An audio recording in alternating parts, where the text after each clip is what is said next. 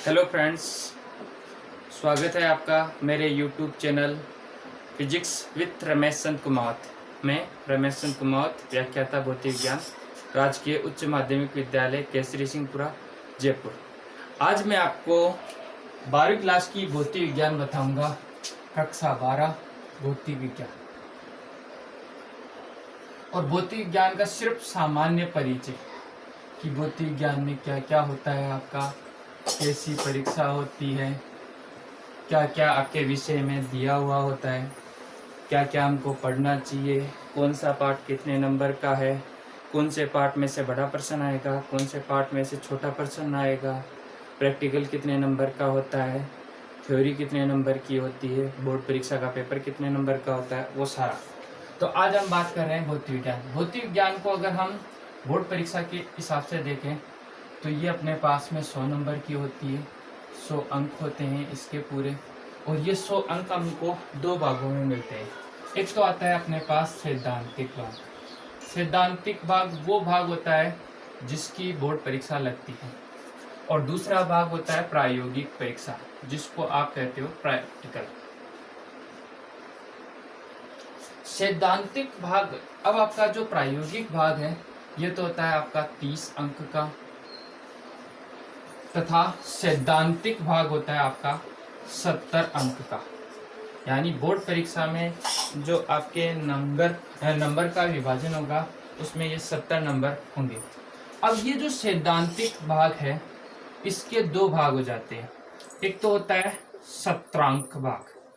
सत्रांक भाग वह भाग होता है जो कोई भी विद्यार्थी जब 12वीं क्लास में पढ़ता है तो उसके विद्यालय द्वारा अर्धवार्षिक टेस्ट तथा प्रोजेक्ट और उपस्थिति के नंबर दिए जाते हैं, जो कि हमारे पास 14 अंक होते हैं।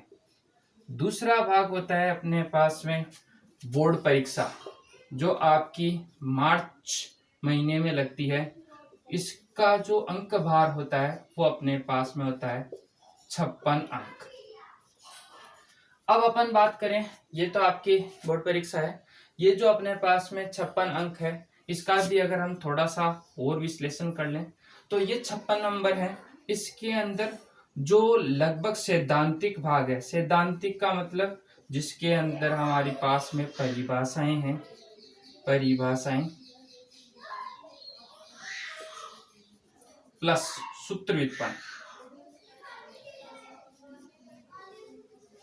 ये जो भाग होता है बोर्ड परीक्षा में ये लगभग अपने पास में 40 नंबर का होता है।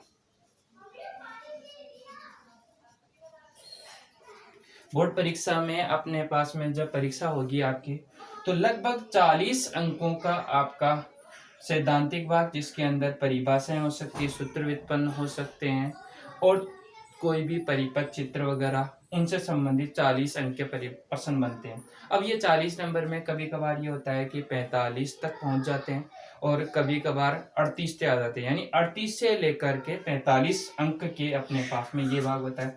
फिर बचा जो भाग है अपने पास में वो होता है आंकिक भाग। आंकिक के अंदर अपन कहें कि जब हम यहाँ पे भौतिक विज्ञान में जब परिभाषाएं और सूत्र व्युत्पन्न करते हैं तो जो सूत्र व्युत्पन्न हम कर रहे हैं उस सूत्र व्युत्पन्न करने के बाद में उस सूत्र का क्या क्या उपयोग होता है, उस सूत्र के अंदर जो हमारे पास सूत्र आ रहा है उसके अंदर हम संख्याएं रख कर उसका कोई संख्या का मान निकाली, यानी गणित के जैसे सवाल होते हैं वो सवाल होते हैं। और ये लगभग अपने पास में 16 अंक के होते हैं।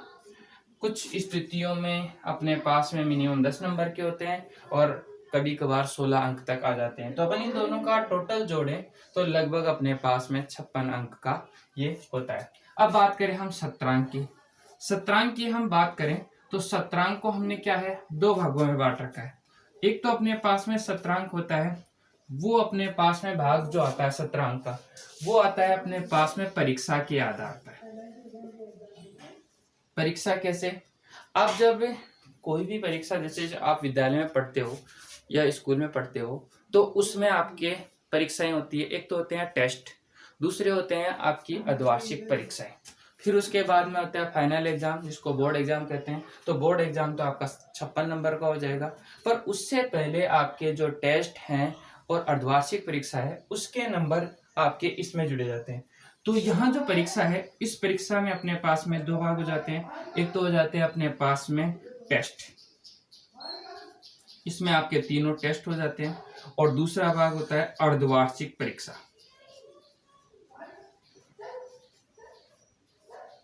अर्धवार्षिक परीक्षा जो टेस्ट होते हैं वो तो होते हैं आपके 30 अंक के, अर्धवार्षिक परीक्षा होती है 70 अंक की, टोटल जोड़ेंगे तो 70 अंक हो जाते हैं। इन 70 अंक में से अपने पास में सिर्फ 7 अंक के सत्रांक बनते हैं, यानी हमारे पास में जो 14 अंक के सत्रांक बन रहे थे उसमें 7 अंक तो आते हैं अपने पास में परीक्षा के आधार पर। बचे जो 7 अंक हैं वो 7 अंक आपके आते हैं, एक तो प्रोजेक्ट,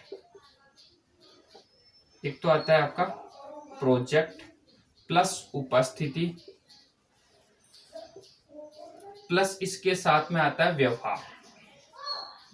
व्यवहार का मतलब जो विद्यार्थी विद्यालय में नियमित आता है, गुरुजनों का कहना मानता है, समय समय पर अपना काम पूरा करता है, तो उसको 1 अंक दिया जाता है व्यवहार का।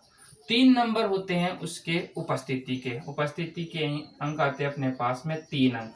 अब ये उपस्थिति के 3 अंक भी कैसे दिए जाते हैं, थोड़ा सा मौखिक बता दें अपन कि जिन विद्यार्थियों की उपस्थिति 85% से ऊपर है वो तो परीक्षा में बैठ पाएंगे। जिन विद्यार्थियों की उपस्थिति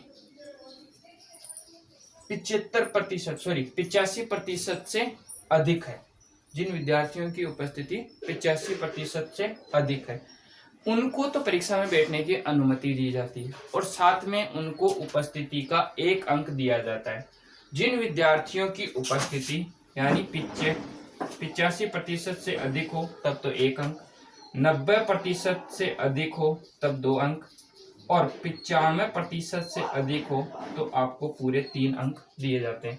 प्रोजेक्ट कार्य होता है उसके अंदर आपको 3 अंक दिए जाते हैं। अब प्रोजेक्ट कार्य क्या होता है, प्रोजेक्ट कार्य के लिए अर्धवार्षिक परीक्षा के बाद में आपके जो विषय अध्यापक जो आपको भौतिक विज्ञान पढ़ाते हैं वो एक पतली सी कॉपी देंगे जिसमें 5-6 पेज होंगे, उसके अंदर आपको फिजिक्स में से कोई सा भी टॉपिक दे देंगे जिसको आपको करके लाना है, और अगर वो चाहे तो उसमें से मौखिक प्रश्न पूछ सकते हैं, उसके आधार पर 3 अंक दिए जाते हैं। तो ये अपने पास में 14 अंक जो होते हैं ये तो टोटल होते हैं आपके सत्रांक के, 56 अंक होते हैं वो आपके बोर्ड परीक्षा होती है। ज़्यादातर अपने पास में जो भी विद्यार्थी, चाहे वो विद्यालय सरकारी में पढ़ता हो चाहे प्राइवेट विद्यालय में पढ़ता हो, उनके लगभग 14 अंक जो कि सत्रांक के हैं उसमें कम से कम 12 अंक तो दिए ही जाते हैं, चाहे विद्यार्थी कैसा भी हो।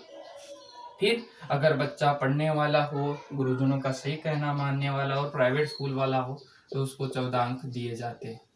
रही बात प्रैक्टिकल की, प्रैक्टिकल के अंदर आपका 30 अंक है। प्रैक्टिकल के बारे में थोड़ा सा मैं आपको बता दूं, प्रैक्टिकल के अंदर जो 30 अंक है ये अपने पास प्रैक्टिकल होता है, प्रैक्टिकल एग्जाम की बात कर रहा हूँ, ये आपके होता है 4 घंटे का।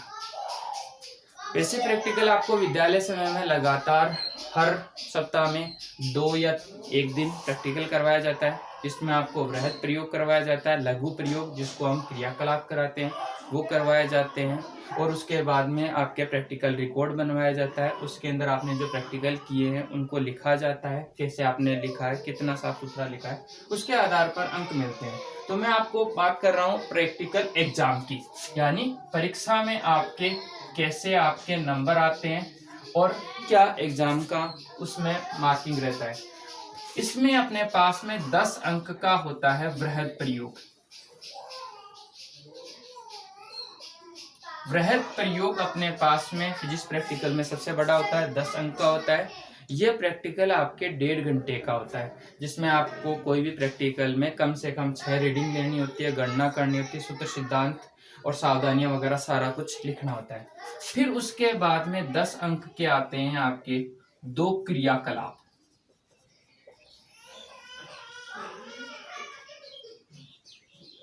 अवृहद प्रयोग को आप मेजर एक्सपेरिमेंट करते हैं, क्रियाकलाप को हम कहते हैं एक्टिविटी या माइनर एक्सपेरिमेंट। ये आपके 10 अंक के होते हैं, यानी 5-5 अंक के 2 होते हैं। 5 अंक का होता है आपका यहाँ पे मौखिक प्रश्न। मौखिक प्रश्न का मतलब आपने जो प्रैक्टिकल किया है उसमें कहाँ कहाँ क्या क्या परिभाषाएं बन रही है, दिया गया सूत्र कैसे आया, कुछ भी संबंधित प्रश्न बनेंगे, वो अपने पास में 5 अंक के होते हैं। 5 अंक का होता है आपका प्रायोगिक अभिलेख। प्रायोगिक अभिलेख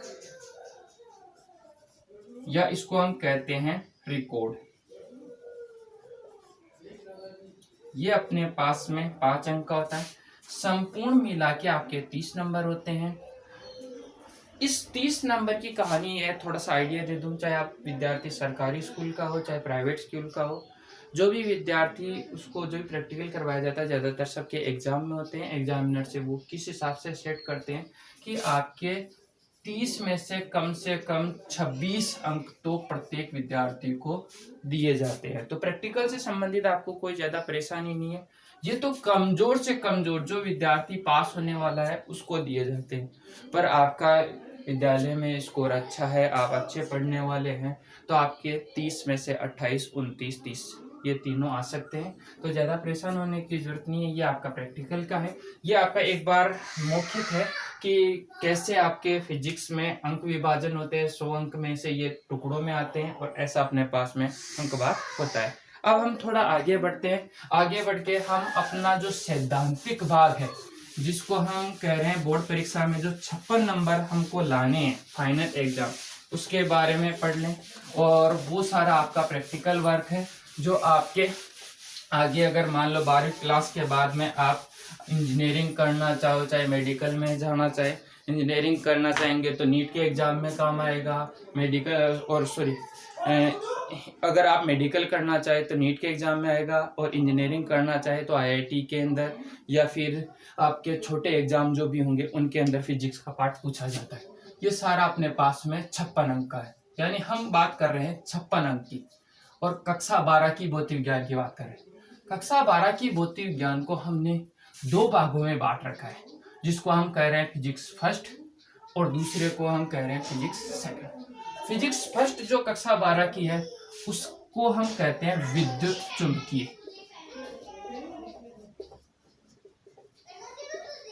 विद्युत चुंबकीय यानी भौतिक विज्ञान की वह शाखा जिसमें विद्युत क्षेत्र तथा चुंबकीय क्षेत्र का अध्ययन किया जाता है, तथा इन दोनों का आपस में संयोजन से जो अध्ययन किया जाता है उसको हम कहते हैं विद्युत चुंबकीय। ये अपने पास में फिजिक्स फर्स्ट होती है। सेकंड पार्ट है वो अपने पास में 2 भागों से मिलकर बना है। पहला भाग होता है अपने पास प्रकाशिकी, भौतिक विज्ञान की वह शाखा जिसमें प्रकाश तथा प्रकाश से होने वाली घटनाओं का अध्ययन किया जाता है, प्रकाशिकी कहलाता है। दूसरा भाग अपने पास में होता है पदार्थ भौतिकी। पदार्थ भौतिकी में हम क्या करते हैं, भौतिक विज्ञान की वह शाखा का अध्ययन करते हैं जिसमें हम पदार्थ की आंतरिक संरचना, उसकी बनावट, कैसे कैसे वो कणों से मिलकर बना है, और पदार्थ की कितनी अवस्थाएं हैं, ठोस द्रव गैस, इनका बारे में अध्ययन करेंगे। पर ठोस द्रव गैस इन अवस्थाओं के बारे में अध्ययन हम कक्षा 11 में करते हैं। यहाँ हम पदार्थ भौतिकी में हम सिर्फ पदार्थ की संरचना का अध्ययन करते हैं, जिसमें परमाणु हुआ, नाभिक हुआ, आपके पदार्थ के प्रकार जैसे चालक, कुचालक, अर्धचालक। तो यहाँ हम अर्धचालक पदार्थ और उससे बनने वाली युक्तियों का अध्ययन करेंगे। अब हम बात करें पहले फिजिक्स फर्स्ट की। फिजिक्स फर्स्ट अपने पास में जो भौतिक ज्ञान है कक्षा 12 की, उसको हमने 10 इकाई में बांट रखा है। इसको हमने 10 इकाई में बांट रखा है। अब 10 इकाई का मतलब क्या है, टोटल 10 यूनिट है। और चैप्टर की बात करें तो हमारे पास में 17 चैप्टर हैं। अब अपने पास में जो 10 इकाई है उसमें से 5 इकाई तो आती है फिजिक्स फर्स्ट में, 5 इकाई तो आती है अपने पास में फिजिक्स फर्स्ट में, और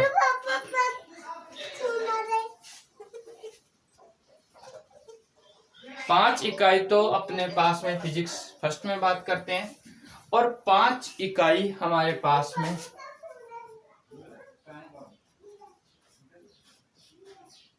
फिजिक्स सेकंड में बात करते हैं। अब मेरी थोड़ी हिंदी ठीक नहीं है, मात्रा के मामले में कभी ऊपर नीचे हो जाता है, तो आप देख लेना। अब बात करें हम 5 इकाई। देखो, हम शुरू में जब विद्युत चुम्बकीय की बात करते हैं तो थोड़ा सा विद्युत चुम्बकीय के बारे में बता दूं आपका। विद्युत चुम्बकीय होता क्या है, विद्युत क्या होता है।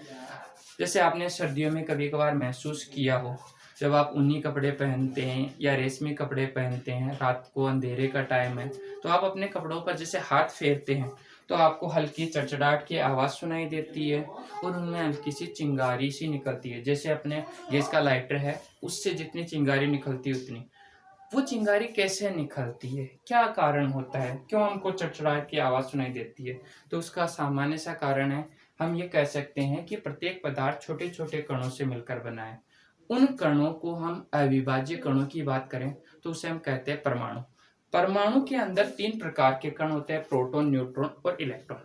जो प्रोटॉन होता है वो और न्यूट्रॉन, ये दोनों तो उसके नाभिक में होते हैं, बाह्य कक्षा में इलेक्ट्रॉन चक्कर लगाते हैं। जब हम दो पदार्थ यानी किसी पदार्थ के 2 परमाणुओं को आपस में रगड़ते हैं तो एक पदार्थ से दूसरे पदार्थ में इलेक्ट्रॉन का स्थानांतरण हो जाता है, जिससे अपने पास में एक पदार्थ में इलेक्ट्रॉन की कमी और दूसरे पदार्थ में इलेक्ट्रॉन की वृद्धि हो जाती है। जिस पदार्थ में कमी हो रही है उस पर तो आ जाता है अपने पास में धनावेश। क्यों? क्योंकि इसमें इलेक्ट्रॉन की कमी हो रही है। हम जानते हैं उदासीन अवस्था में प्रोटॉन और इलेक्ट्रॉन की संख्या परमाणु में समान होती है। जैसे यहाँ का इलेक्ट्रॉन यहाँ चला जाएगा तो यहाँ इलेक्ट्रॉन की क्या हो जाएगी, अपने पास में कमी हो जाएगी और प्रोटॉन की क्या हो जाएगी, वृद्धि, जिससे इस पर आ जाता है पॉजिटिव आवेश। और इसमें इलेक्ट्रॉन की वृद्धि होने से इस पर आ जाता है अपने पास में नेगेटिव आवेश। यानी पदार्थों में जो आपस में रगड़ा जाता है जब कुचालक पदार्थों को, तो उससे उनमें आवेश उत्पन्न हो जाता है और आवेश के कारण जो क्षेत्र उत्पन्न होता है उसको हम कहते हैं विद्युत क्षेत्र। अब अगर आवेश स्थिर है तो विद्युत क्षेत्र उत्पन्न करेगा, अगर आवेश गतिशील है और उसके साथ में उसका त्वरण का मान क्या है, 0, या ये कह सकते हैं नियत वेग से गति कर रहा है, तो उसके अंदर हमारे पास विद्युत क्षेत्र, चुंबकीय क्षेत्र उत्पन्न होता है। विद्युत क्षेत्र को हम कैपिटल ई से प्रदर्शित करते हैं, चुंबकीय क्षेत्र को कैपिटल बी से प्रदर्शित करते हैं। तो ये दोनों राशियां उत्पन्न होती है। अगर अपने पास में दूसरी कंडीशन कि अगर आवेश बहुत अधिक वेग से गति कर रहा है, यानी उसका वेग नियत नहीं है, वेग नियत नहीं है, तो वेग नियत नहीं है तो अपने पास में क्या होगा, वेग नियत नहीं है तो वो अपने पास में विद्युत क्षेत्र उत्पन्न करेगा, चुंबकीय क्षेत्र उत्पन्न करेगा और विद्युत चुंबकीय तरंग, जिसको हम कहते हैं EMW, उत्पन्न करेगा। E का मतलब इलेक्ट्रिक फील्ड, B का मतलब मैग्नेटिक फील्ड और EMW इलेक्ट्रोमैग्नेटिक वेव, विद्युत चुंबकीय तरंग उत्पन्न करता है। तो हम यहाँ पे आवेश के बारे में अध्ययन करेंगे। यहाँ इस फिजिक्स का जो फर्स्ट पार्ट है उसके अंदर हम स्थिर आवेश के बारे में अध्ययन करेंगे। अब स्थिर आवेश के बारे में क्यों? क्योंकि हम बात करें जैसे आवेश के मूल कणों की बात करें तो आवेश के जो मूल कण हैं, जैसे मूल कण की बात करें हम, तो मूल कण में अपने पास में आवेश में जो धनावेश होता है वो होता है प्रोटॉन, ऋणावेश होता है वो होता है इलेक्ट्रॉन। जो धनावेश होता है, जो प्रोटॉन होता है, इसका द्रव्यमान होता है mp, यानी इसका मास ऑफ प्रोटॉन ये होता है अपने पास में 1.6 गुणा 10 की पावर -27 kg। और अगर हम मास ऑफ इलेक्ट्रॉन की बात करें me, जिसका मान होता है 9.1 इंटू 10 टू पावर -31 kg। यहाँ अगर हम इन दोनों के द्रव्यमान की बात करें तो इलेक्ट्रॉन बहुत हल्का होता है, प्रोटॉन बहुत भारी होता है। दोनों का तुलनात्मक अध्ययन करें तो हम कहते हैं मास ऑफ प्रोटॉन बराबर होता है 1840 मास ऑफ इलेक्ट्रॉन, यानी एक प्रोटॉन का द्रव्यमान लगभग 1840 इलेक्ट्रॉन के द्रव्यमान के बराबर होता है, जिससे प्रोटॉन तो अपने पास में होता है स्थिर कण और इलेक्ट्रॉन होता है अपने पास में गतिशील कण। आपने देखा होगा जब भी हम फिजिक्स पढ़ते हैं उसमें हम कभी भी ये नहीं कहते हैं कि इलेक्ट्रॉन एक स्थिर कण है, हम हमेशा ये कहते हैं कि इलेक्ट्रॉन एक गतिशील कण है। और बोर के परमाणु मॉडल से हमने इस इलेक्ट्रॉन का अगर वेग भी निकाला था परमाणु में, तो यह आया था 2.18 गुणा 10⁻7 मीटर प्रति सेकंड, जो कि बहुत अधिक होता है।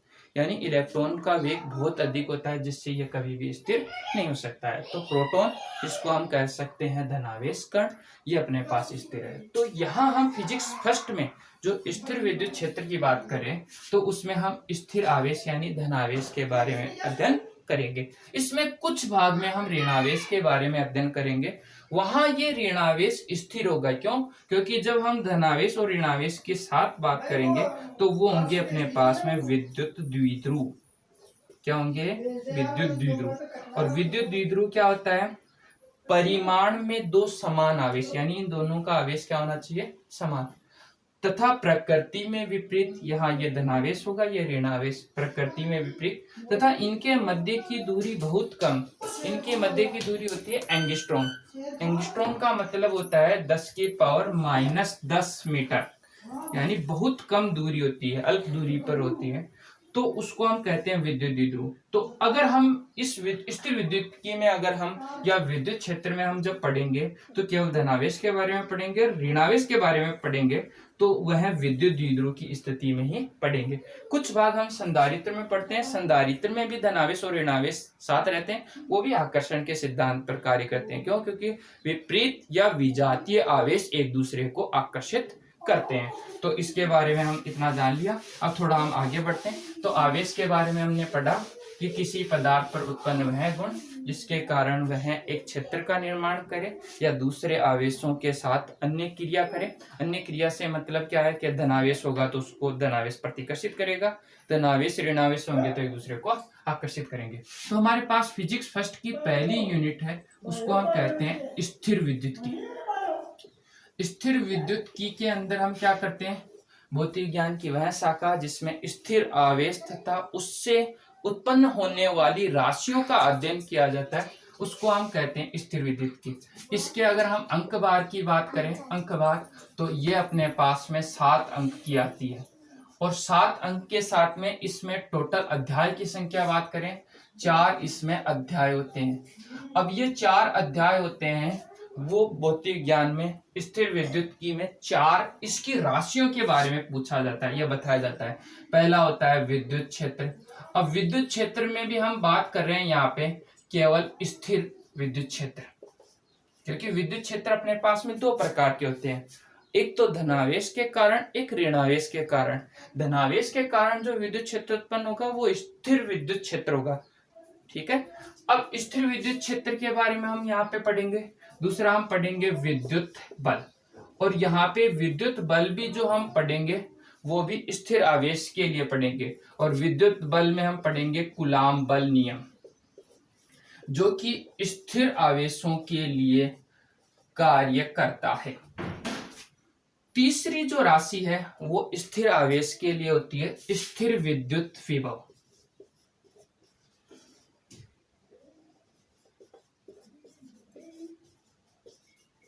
स्थिर विद्युत विभव यह भी अपने पास आवेश से उत्पन्न होने वाली एक राशि है। और एक चौथी राशि होती है स्थिर विद्युत ऊर्जा। यानी हम यहाँ पे इस स्थिर विद्युत की में ये 4 राशियों के बारे में पढ़ेंगे।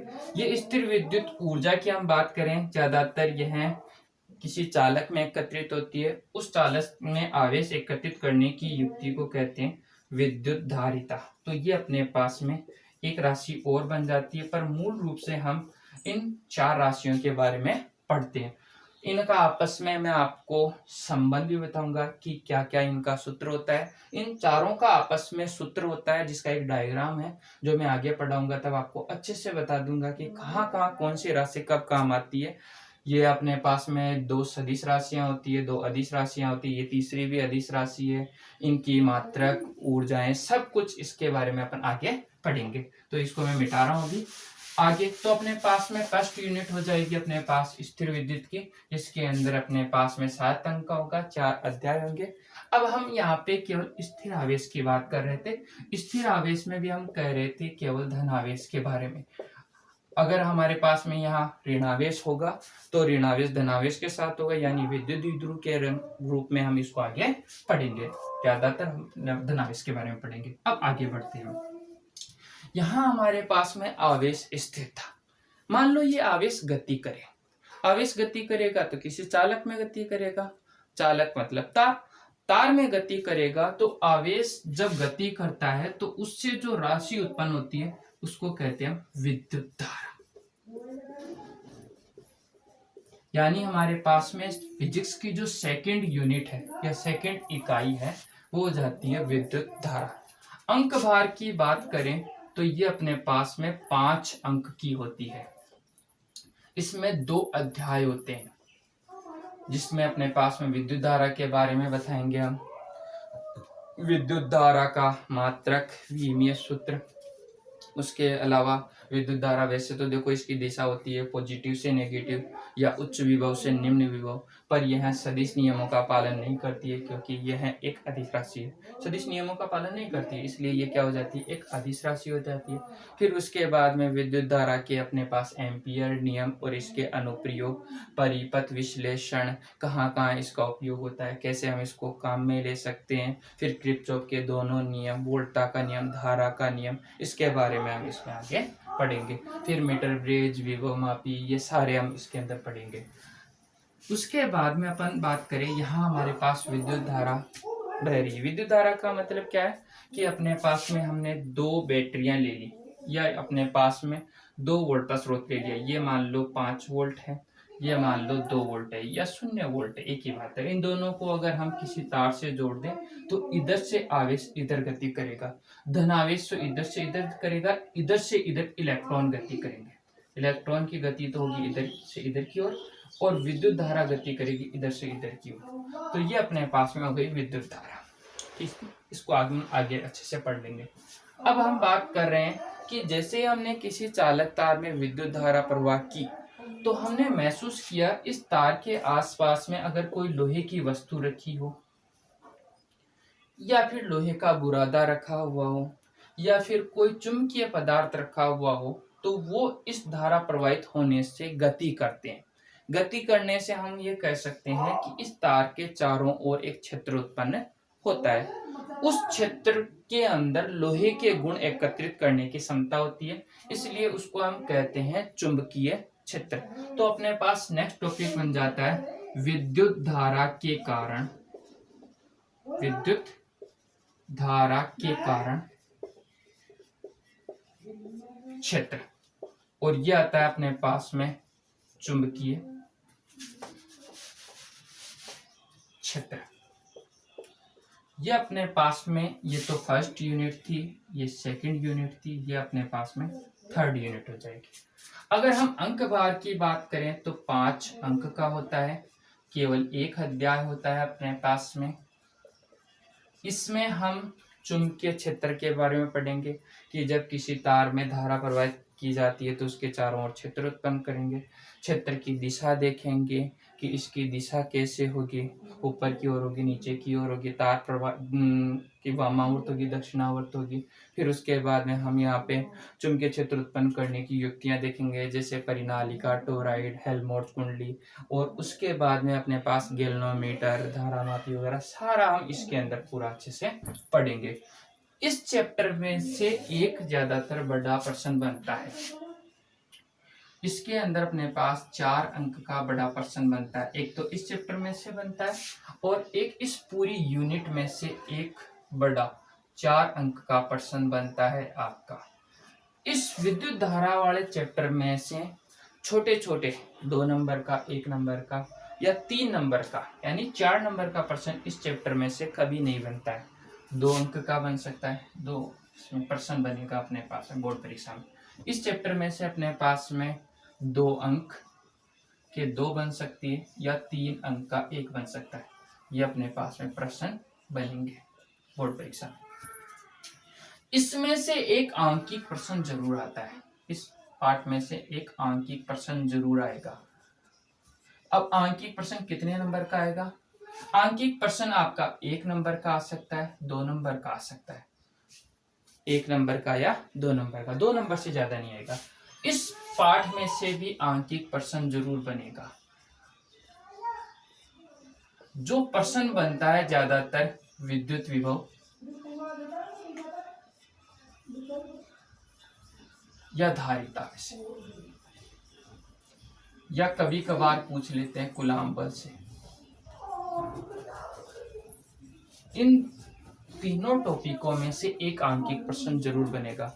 और आंकिक प्रश्न की भी कहानी यह है कि कम से कम 2 अंक का तो बनेगा ही। आगे बढ़े अपन। ये अपने पास में विद्युत धारा का चुंबकीय प्रवाह हो गया। अब हम आगे बढ़ते हैं। हमने तार में धारा प्रवाहित की, उसके चारों ओर चुंबकीय क्षेत्र उत्पन्न हो गया। चुंबकीय क्षेत्र उत्पन्न होने के बाद में क्या है कि हम जब देखते हैं कि कुछ पदार्थ ऐसे हैं धरती पर जिनमें हम विद्युत धारा प्रवाहित नहीं करते हैं, पर फिर भी उनमें चुंबकीय क्षेत्र होता है, तो उन पदार्थों को हम कहते हैं चुंबकीय पदार्थ या चुंबक। तो उनके बारे में हम आगे की यूनिट में पढ़ेंगे, यूनिट नंबर 4, और उसमें हम पढ़ेंगे चुंबकत्व। अब चुंबकत्व क्या होता है इसके बारे में थोड़ा सा हम देख लें कि वे पदार्थ जिनमें स्वतः ही चुंबकीय क्षेत्र उत्पन्न होता है उनको कहते हैं हम चुंबकत्व। जैसे अपने पास में चुंबक है, उसके बारे में हम इसमें पढ़ेंगे। ये अपने पास में 3 अंक का अध्याय है, एक ही पाठ है, केवल एक अध्याय। इसके अंदर हम पृथ्वी के चुंबकीय क्षेत्र के बारे में पढ़ लेंगे, नमन कोण, दिक्पात कोण, इसके बारे में पढ़ेंगे।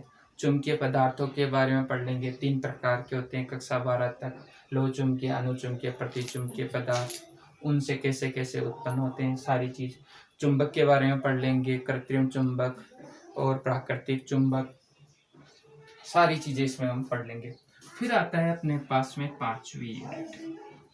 देखो हमने विद्युत के बारे में पढ़ लिया, यहाँ ये जो भाग है ये चुंबक के बारे में पढ़ लिया।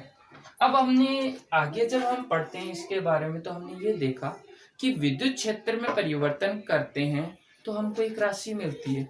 उसी प्रकार यानी ई में परिवर्तन करेंगे तो हमको एक राशि मिलती है, उसको हमने कहा बी यानी चुंबकीय क्षेत्र। और अगर हम चुंबकीय क्षेत्र में परिवर्तन करते हैं तो विद्युत क्षेत्र मिलता है। तो उससे अपने पास में नेक्स्ट जो यूनिट बन जाती है वो है विद्युत चुंबकीय प्रेरण। अब ये क्या होता है, ये कहता है कि विद्युत क्षेत्र में परिवर्तन करोगे तो चुंबकीय क्षेत्र मिलेगा, चुंबकीय क्षेत्र में परिवर्तन करोगे तो विद्युत क्षेत्र मिलेगा। तो इसके बारे में हम यहाँ पे पूरा पढ़ेंगे। और विद्युत क्षेत्र चुंबकीय क्षेत्र में जब परिवर्तन करते हैं तो उससे मिलती है हमको प्रत्यावर्ती धारा। जैसे अपने पास में जनरेटर है, शादी ब्याह में आते हैं, उनके अंदर जनरेटर में आप देखोगे तो क्या होता है, 2 चुंबकीय ध्रुव होते हैं, उनके बीच में एक कुंडली है जिसको हम आर्मेचर कहते हैं, को घुमाते हैं तो उससे विद्युत धारा का उत्पादन होता है। जो शादी में जनरेटर आता है वो इसी सिद्धांत पर कार्य करता है। तो हम पढ़ेंगे एवं एवं प्रत्यावर्ती धारा। यहाँ हम प्रत्यावर्ती धारा के बारे में पढ़ेंगे कि किसी युक्ति पर हम प्रत्यावर्ती वोल्टता आरोपित करते हैं जिससे उसमें कैसे धारा प्रवाह होती है, प्रतिरोध पर, संधारित्र पर, प्रेरकत्व पर। और उसके बाद में हम प्रत्यावर्ती धारा का मान कम ज्यादा कैसे करते हैं, ट्रांसफार्मर के बारे में पढ़ेंगे, सारा इसके अंदर हम पढ़ेंगे। ये सभी मिलकर अपने पास में 5 अंक कवर करते हैं, यानी 5 अंक के अपने पास में होते हैं।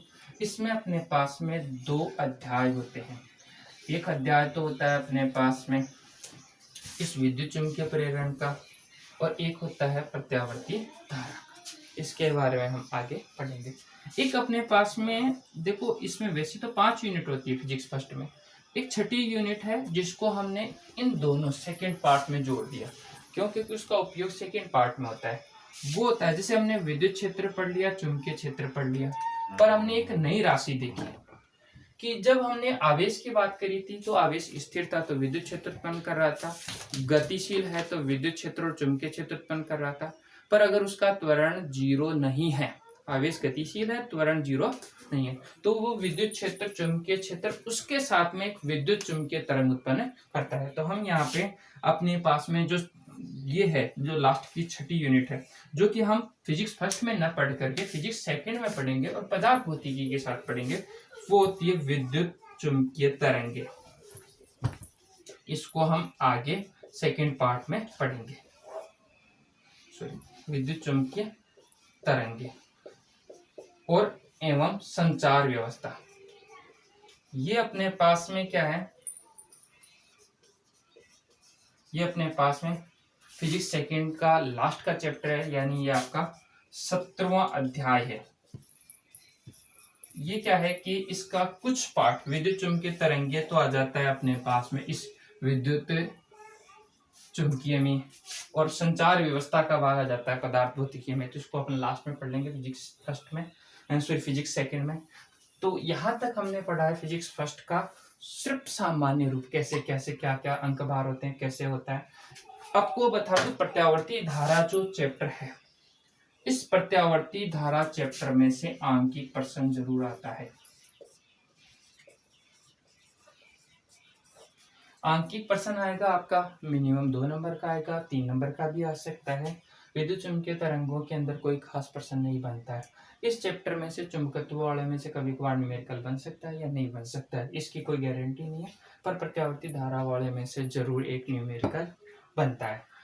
ठीक है दोस्तों, ये अपन ने पढ़ लिया physics first part. Physics second part में अभी आपके सामने आगे के वीडियो में अपलोड करता हूँ। अगर आपको मेरा यूट्यूब चैनल सही लगा है, कुछ समझ में आया है, तो आप कमेंट्स बॉक्स में आप अपना सुझाव दें, और अगर आपको कोई चीज़ और विस्तार से जाननी है तो भी सुझाव दें। मेरे चैनल को लाइक, शेयर, सब्सक्राइब करें, और आने वाले कोई भी नया वीडियो अगर मैं अपलोड करूं तो उसके लिए घंटे के निशान पर हिट जरूर करें, ताकि मेरा जो भी नया वीडियो होगा वो आपको तुरंत मिल जाएगा। नमस्कार।